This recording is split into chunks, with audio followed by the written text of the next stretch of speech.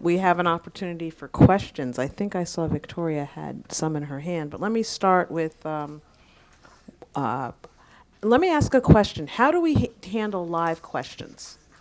Can we do live questions or no? They have to come to me. Because of the technology we're using, I do need the questions written out. I'm sorry. Okay. Um, so let's start with one that I have in front of me, and Victoria, I know, will get them to me. AI requires a lot of intimate knowledge of individual students. What steps do you suggest to safeguard students' privacy? Who would like to take that one?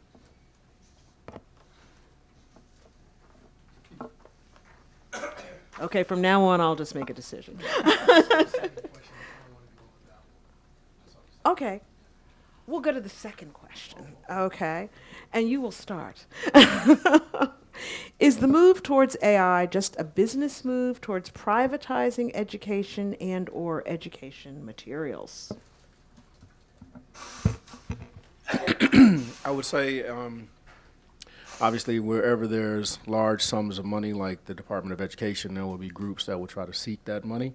However, I still am more optimistic than I am pessimistic about the usage of quality AI, bringing together all the compartmentalized software and or tools that we use as educators now.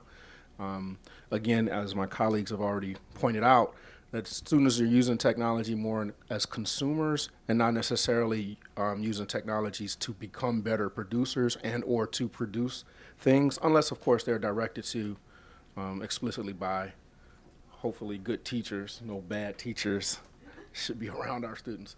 But, yeah, I feel like there is always going to be a push for profit. However, I'm just a little bit more hopeful for AI to be supportive of students and even revolutionize our whole entire educational process. We still move, at this point, we still use a direct instruction model, however dynamic that might be.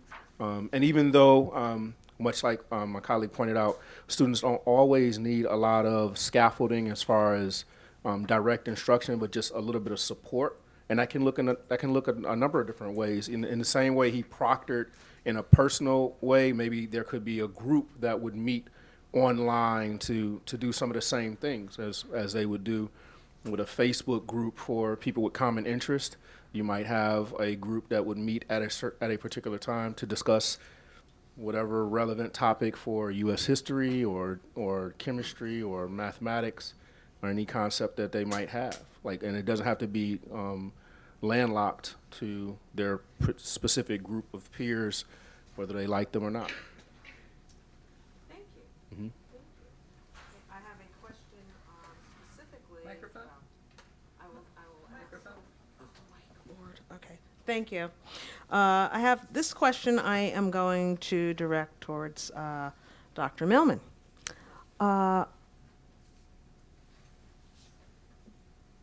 Kentaro mentioned the unintended consequences of educational technology increasing inequality. Do you or anyone on the panel have examples of where AI reduced inequality in education?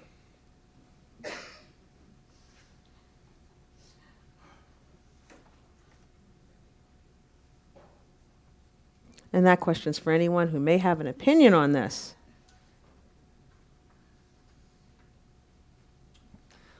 Yeah, I'll try to answer that. So yeah, in general, I believe technologies tend to widen inequalities, but where they might counteract inequalities if there is a significant policy or human effort push to minimize inequality, and then if technology is used to amplify that effort, that can happen. So, for example, in a lot of the work that I've done, we often collaborate with nonprofit organizations, whose mission is either directly or indirectly to reduce inequality. And to the extent that we can amplify their work, I think that is, the technology is helping to do that. But the important thing, again, is that intention to reduce inequality has to be there. The human intention has to be there first before the technology has that effect. I have personally never seen a situation where you just disseminate a technology and the net impact is to shrink the pre-existing inequality.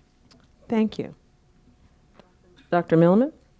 I think it's a great question, and it's again, when I hear the term artificial intelligence, I think of, okay, well, what specifically? Because it's such a broad term.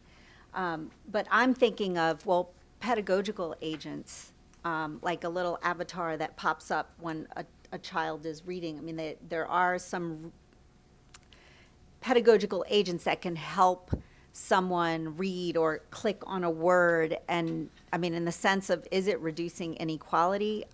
I don't know that exactly. To my knowledge, it hasn't been studied, but could it help a child read better, or a second language learner understand the content better? I would say yes. But I think that's a great question, and I have homework to do, so. I would say a small example might be when I was an educator as mathematics, and of course this is not broad, and we're not talking about any social economic change or whatnot, but in just bridging the gap for some students who had some gaps in their learning. Khan Academy has a matrix that they use where, depending on if the student gets the question correct or incorrect, it would redirect them to whatever pitfalls they have, which helped me as an educator because it narrowed in on what they did not know a lot quicker than I could. And so there was times that I would recommend that students would follow a certain path to try to bring them up to speed, and that might close the gap or reduce inequalities, if we will. But other than that, I can't say I've seen a lot of impact.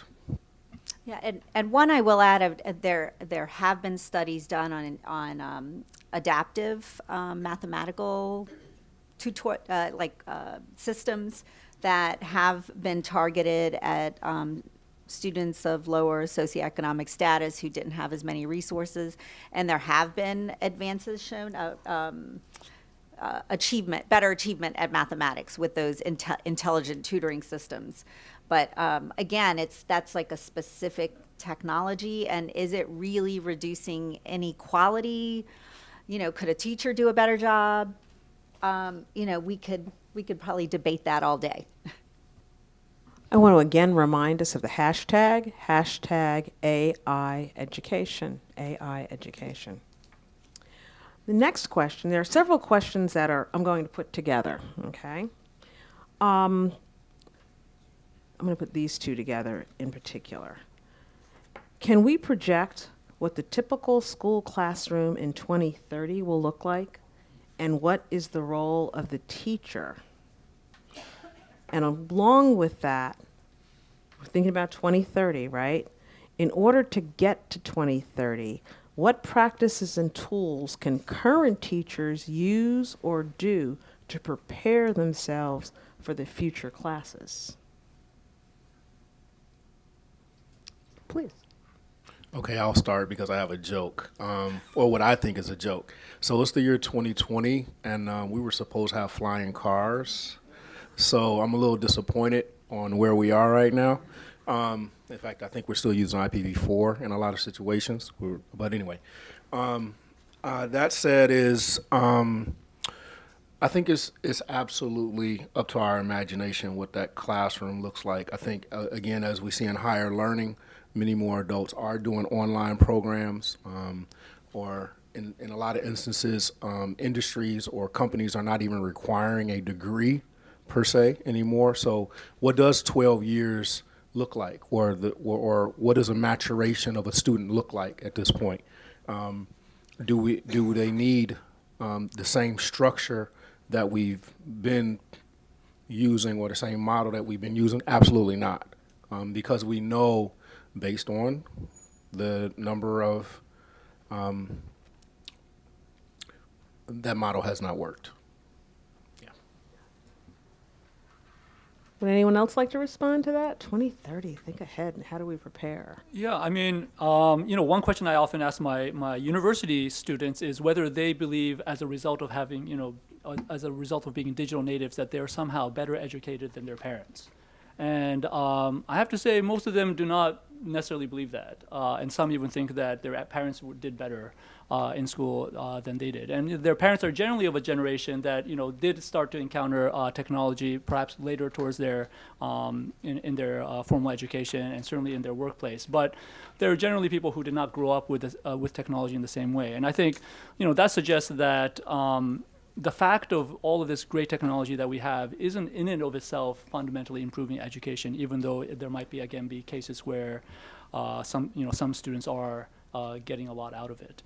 And I think the same will be true, with AI or whatever comes down the pipe in terms of education. At heart, I think one of the big misconceptions about education is that we tend to think that it is a problem of information and knowledge transfer or skill transfer, when the reality is that it is a challenge of human motivation, right? It is ultimately a challenge of how do you get individual students to do the very hard mental calisthenics they have to do to learn, absorb, learn how to do critical thinking. And for that, psychologists know that this is a fundamentally social process, that motivation doesn't come from a computer screen telling you did a great job. It comes from other human beings. It's a social process. And so if you think about it that way, I think a lot of our great teachers already know how to do that. The question is, can we get that kind of great teaching to more students?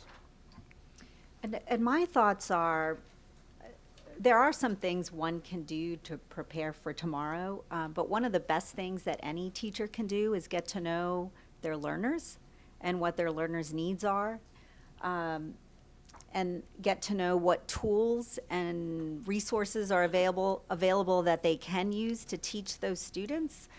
And technology, again, even technology is this broad term. What are we talking about? Are we talking about smartphones? Are we talking about laptops? Are we talking about this pen that I have? I can use this pen for good things, and I can use it for bad. I could poke someone's eye out if I wanted. I wouldn't want to do that, but, it could be used for very bad things. Every technology. So what can a teacher do? A teacher can help their students understand the affordances of using these technologies, to use them to benefit their learning, to demonstrate their learning, and of course to be informed about a lot of the challenges that come with using technology as well. And if I may add, it goes back to the definition of what is work. So if we're talking about a 2030 classroom, we're trying to prepare students for work, right? What is going to be their work? Their passion should drive their work. Whatever their personal pursuits are will be, or hopefully would be, the motivation to get it done. In classrooms like mine, we do project-based learning, and what we found is that a lot of times students are more motivated if the project is uniquely important to them, if they have some investment in it. Then they find ways, and then at that point you're assisting them. So I would see myself as an assistant, and I would see AI as a better assistant, because it would have more information, more resources to bring to the student to accomplish the task that they have decided was important to them. I'm going to put these next two questions together, and they deal with the generation gap. The first is, how do we bridge the generation gap in attitudes towards AI tech in education? That's the first one. And the second one is, do you see the rise of AI in education as a generational issue? How do you think students who have grown up with technology understand the role of AI to be, especially in relation to data sharing, privacy, and ownership?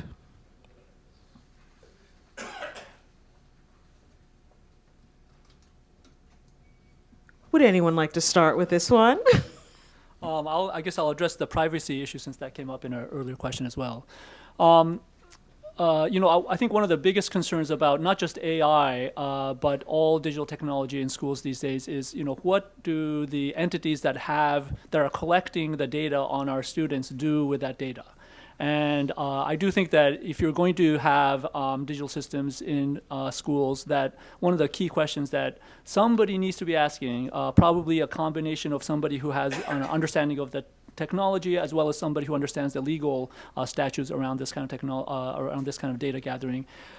Is that we need to ask very direct questions to people, to the companies and entities pushing technology. What happens to the data? What data are they collecting? Number one, how do they store it? And then who do they potentially allow to see it? In many cases, I would say it takes quite a bit of effort to extract that information. I know that at my own university, it was unclear for a long time, whether the provider of our email systems, what they were doing with all of the access they had to all the emails written by everybody on campus. And it's only relatively recently that very clear kind of at least contracts were drawn up about what the company could do with that information. I have a serious concern that as more and more technology companies end up with our students' data, they're basically getting an advanced ability to understand the next generation of consumers and to manipulate them in ways that we don't necessarily want.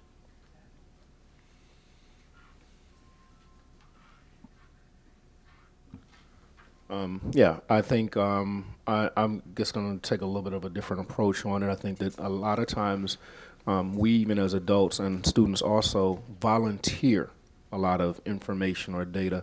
And I understand the concern, and I think my colleague has addressed that.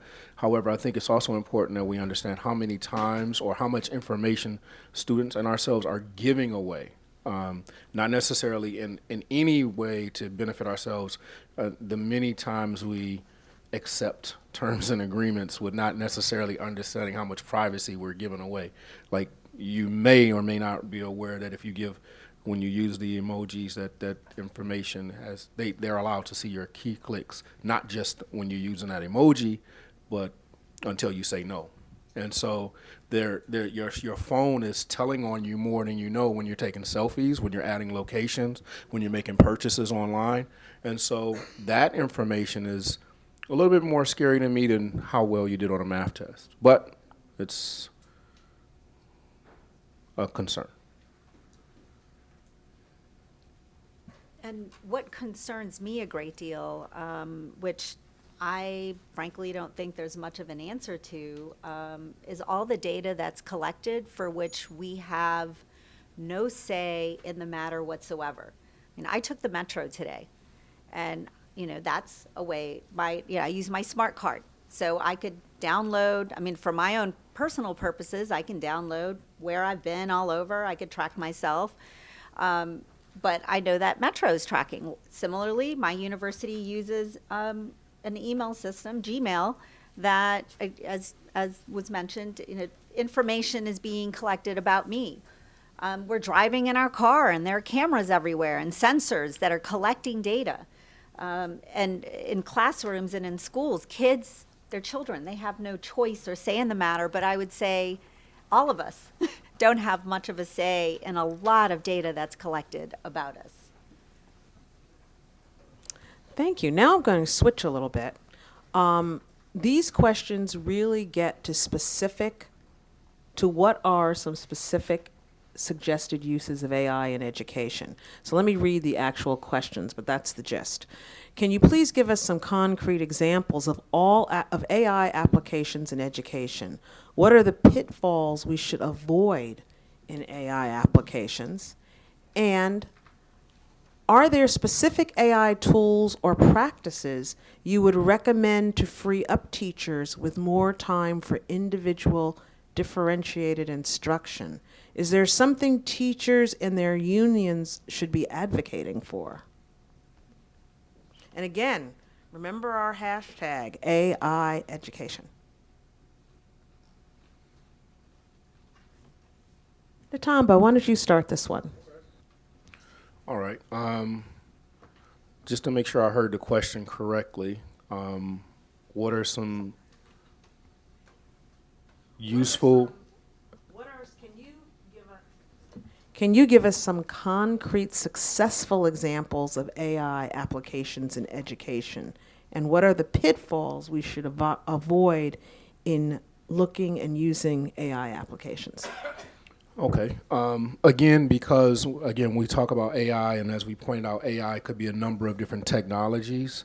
And so when we talk about true AI, we're talking about a system that learns and then makes decisions based on that learning. I don't think that we have technologies at our disposal like that at this point. I think at this point there are systems that are created, but it might be considered weak AI because all of it is pre-programmed. The responses for student input. So again, I do go back, and I'm not advertising. I'm not a politician, nor do I get endorsed by Khan Academy. But that's the only system that I saw that has an individualized plan for students. The only pitfalls I might see with that is, again, there is a social disconnect in that students can go very far in that platform. However, what does it all, where does the social interaction occur? And I guess that might be the only pitfall I would see with that. But I'm 100% for empowering students to learn outside of the classroom, to make learning their own, like to be authentic participants in their learning process. I think that is the number one thing that we need to focus on. What are you trying to do? Not necessarily a job. What is your real work? And from there we just use or incorporate any technologies, be it AI or a form of AI, that we see as useful. So I don't see a lot of pitfalls. So probably one of the best studied AI tools in education is Cognitive Tutor from Carnegie Learning. This is it's actually a series of software that basically tries to teach you mostly mathematical concepts to students on an individualized way, in which they have put in a lot of effort to try to make the instruction very personalized. So you go through exercises on a computer, and depending on how you respond to each problem or question, the system is trying to figure out what it is you're not actually understanding, and then to adapt its teaching to you personally. The latest study that I've seen, which was actually a randomized control trial of this system, was that on the whole, it appears to be improving students' math ability as measured by very standardized math tests. There's also previous studies that suggest that the impact of cognitive tutor is actually mixed, and that sometimes there doesn't appear to be much positive effect at all. Other times there appears to be. And my guess is, once again, that it's really more about is the school context in which this software is being used, one in which, again, the teachers are doing what we would imagine they should be doing, rather than the software just being given out to students so that they can, really learn on their own. Other than that, as Natalie was saying, AI in at least education, at least for students directly, I think is nascent, but very rapidly generating all kinds of software. My son is 5 years old, so I'm beginning to look at this kind of software. And there's all kind of software that makes claims about, if you play this game, you'll become better at algebra, or if you play this game, it'll teach you about, I don't know, some scientific facts. And the reality is that most of this software has not gone through any kind of significant scrutiny from an evaluation standpoint. And so for the most part, I think it's worth being skeptical, not necessarily that it would, hurt students, or that, or that they might not help, but we don't know for sure. And, I'm always conscious that, especially in our public schools, the question is not just whether the technology is good or bad, it's also how much does it cost, and what else could we be doing with that money. And on the whole, my belief is that, again, going back to what I was saying, we need to pay our teachers more and ensure that schools are getting the financial support they need first, and then we can worry about whether there's an additional, value of any additional technology. And with regards to pitfalls, I always caution against using any predictive analytics as being the sole decision maker. Even to say that a student should advance or not advance, let's say, using these the tutoring systems that he mentioned that Carnegie had developed, because I think of my own son, who's 16 years old, and sometimes he's not as motivated. Sometimes he's tired. Sometimes he's sick. Just like we don't always feel that great whenever we're assessed in whatever ways that we might be assessed. We're not always at the top of our game for whatever reason. And that does concern me a great deal, that decisions can be made and that we rely too much on the technology. And sometimes the algorithm is wrong, but sometimes it's because it's not because of the teacher. It's because the student may have some, student might be hungry. Student might be starving.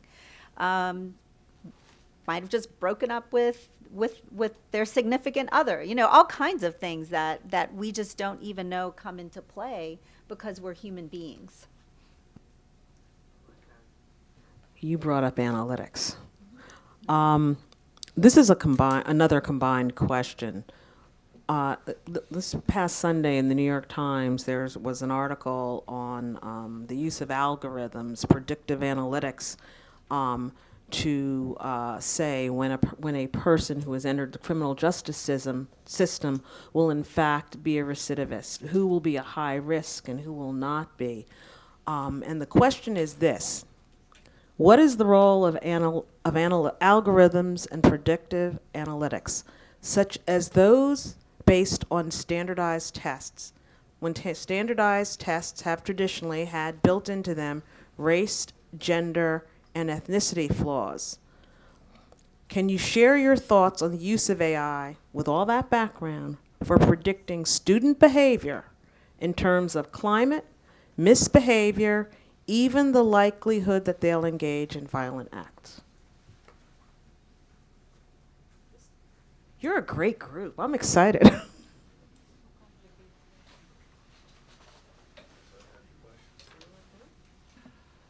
Yeah, so I think that's a great question, and I'm very afraid of the world in which we start doing those things.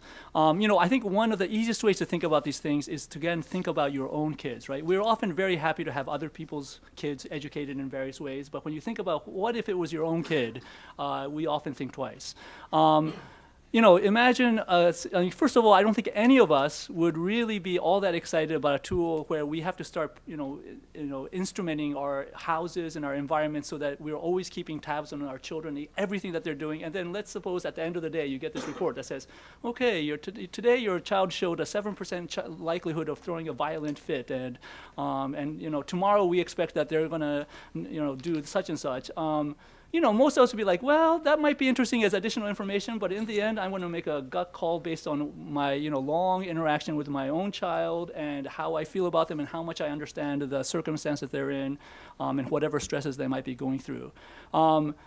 Those systems I think are okay as long as there are, in fact, very caring adults, who are willing to think through all of those issues on a one-to-one child basis. But that's exactly what is very difficult to do in a school environment, right? Like even the best teachers, can't potentially devote the same attention that any parent would for their own child, to all 30 of the children in their own class. And so when you think about it that way, I just think of the terrible situation we'll be putting some of our children in if there's any indication that they might end up being red flagged for a potential disciplinary issue tomorrow before they've even conducted the action. I think that's just fraught with too many issues.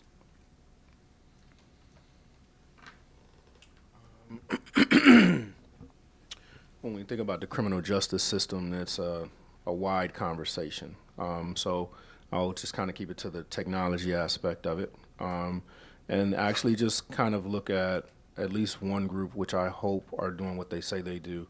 Google's DeepMind group has an ethics committee, and their sole purpose is to weed out biases and/or to make sure that the constructs that they're creating are fair. Exactly it's exactly how those determinations are made, whether a student or a person would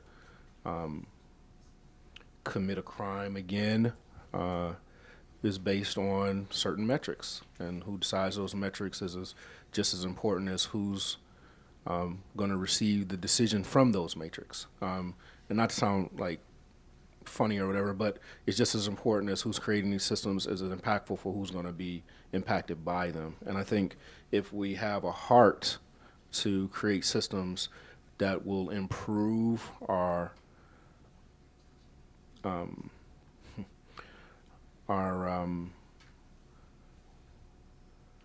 system of, because what is the point of jail, right? It's saying that this person is harmful to society and that when they get out, they're supposed to be reformed, right? Is that really happening? I don't know. And so when they leave from that environment, are we taking into effect and taking into account that while they were in this system, there was no improvement, or what was that improvement, and then what is the expectation once they come out?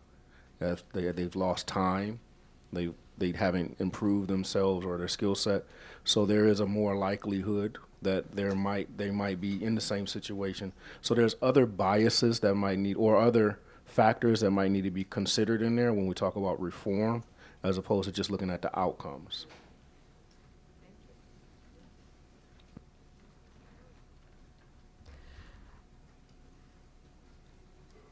I want to make sure I get at least most of the questions, all of the questions that are asked. So I'm trying to combine them, and sometimes it's not working too well. So let me just ask this one right out. Technology in the classrooms has already occurred, but it seems to not be in alignment with traditional education. As teacher shortages continue, how can schools implement technology as an assistant versus a substitute for teaching?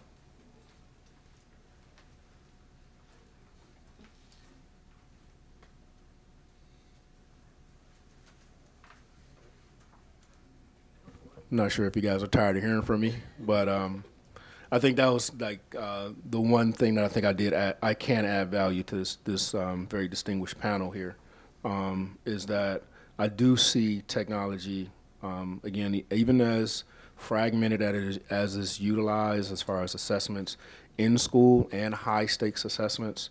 I still see technologies as a useful tool for teachers, and that it is supposed to be an assistant to help students pursue their work.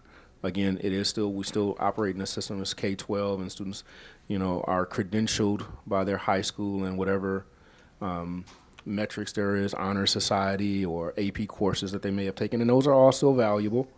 However, I think as we move forward and think about what is education and what is our ultimate work, we will see AI or technology become more assistive in finding that work. I would say most of my work and what I preach as an educator, as a professor, is that technology should be used in meaningful ways, that it should be used to help students learn in more efficient and engaging and effective ways.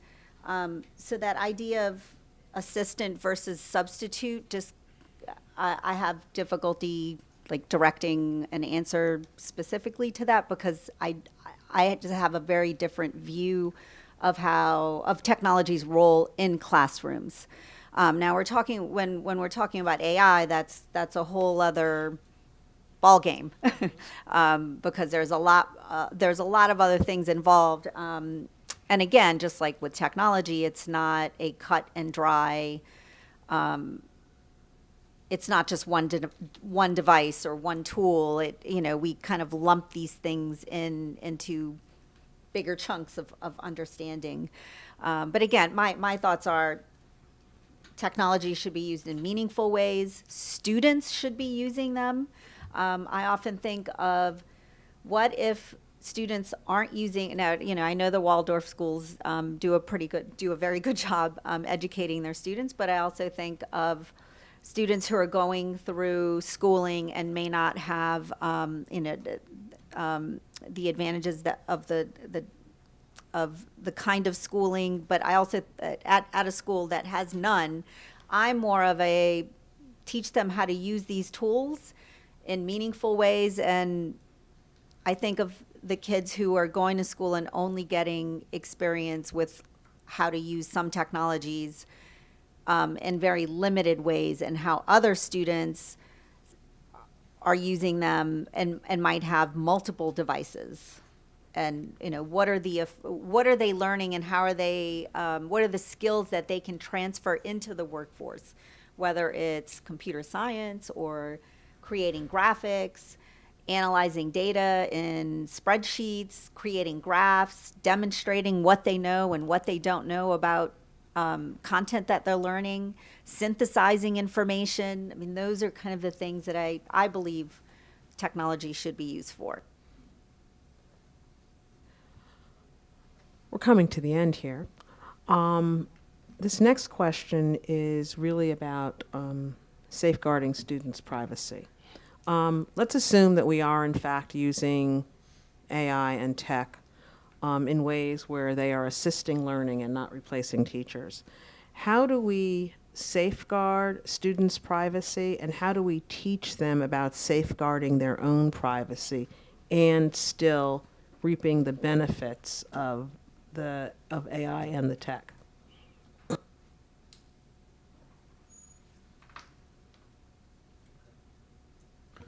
I'm a little less optimistic about safeguarding privacy. I feel like privacy is a misnomer, but some people, I mean, I don't know exactly what our true fear is, but I do recognize that anybody that has all of that information, or any group that has that information, could potentially use it for personal gain or profit in some way, or malicious intent. So that's recognized. I do believe that in most instances, companies are doing it. Education needs to catch up in telling students about how much information they're giving away freely. And so it's a partnership between the two. I think there's two broad senses in which we have to be worried about student privacy. Again, one is the side of school systems taking on technologies and then not being clear about what data is being collected about students and what is happening with that data. I think I think it's frankly it's irresponsible for any school to do that without being very clear of what the data is being used for and communicating that at least to parents. And then the second thing is, I think, more about kind of like students and their use of social media and so on. It sounds like the next panel is actually about social media, so I'm not going to say too much about it. But one thing I have found is that I've walked into schools recently, and they have all kinds of like signage and posters that are about how students should be using social media. I mean, they're very aware that everybody's using social media, and they have all these great rules. I'm not an expert in this area, but I have colleagues who definitely work on social media and its impact on children. And so I would say if you search online, my guess is there's very good guidance on what kind of instructions students should hear and what kind of conversations they should be having around it.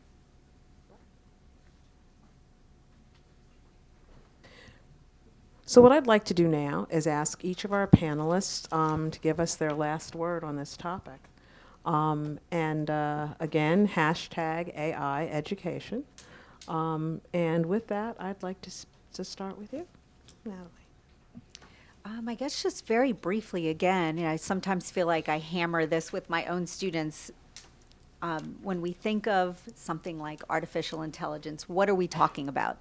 So the questions we should be asking are, if someone's afraid, having those conversations about what it is specifically that we're talking about here, and what are the pros and cons, and then of course, first, do no harm is one of a very important thing always to consider. And when we're looking at research in particular, a big concern of mine is that generalizations are often made about different tools and different populations. So for example, let's say there is a predictive technology that's used with college students. That doesn't necessarily mean that it can be applied and generalized to even high school students. So I just say when there is research, question it. Don't generalize to different populations. And that, to any of you who are interested in doing any research in AI and testing out tools, we do need a lot more research and need a better understanding of it. But the flip side is, it's here, it's not going anywhere. Companies are investing a lot of money in it, and they're going to be looking at education, K-12, higher ed, workforce development, to to look at ways of how they might make money as well, for better or for worse. I guess if I had a final plea, again, it is ideal that the persons or groups or think tanks that are creating these technologies would also include a group or a think tank of individuals who are solely devoted towards defining education and not necessarily training per se, but again, trying to find systems or create these systems that will help students, humans, be better.